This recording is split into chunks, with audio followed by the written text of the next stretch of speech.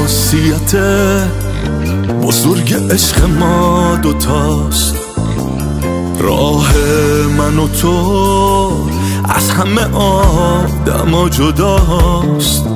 حال همه جمله های من خوبه باهات، حرفای تو هم به من تو این حال و هواست. اصلا مگه میشه به چشات خیره نشد؟ میشه مگه دل رو به نگاه تو نباخت؟ جون منی و دل به تو دادم عشقم، قبل از تو کسی رو ذهن من اثر نذار. دوست دارم از بس جونم بهت وابست است. میخوام تو همیشه توی دنیام باشی.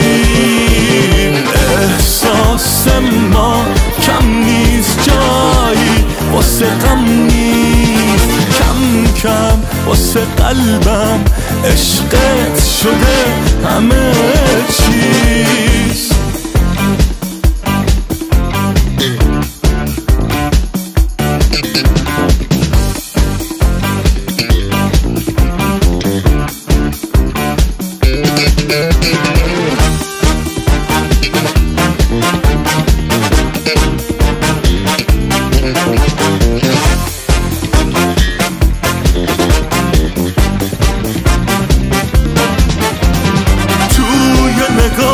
یه دنیا حرف عاشقونه است.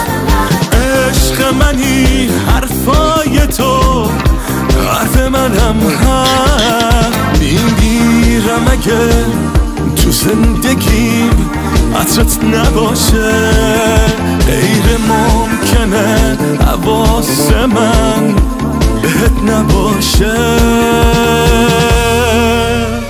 دوست دارم از بس جونم بهت وابست است.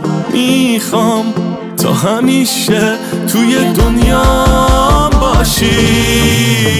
احساس ما کم نیست، جایی واسه غم نیست. کم کم واسه قلبم عشقت شده همه چی.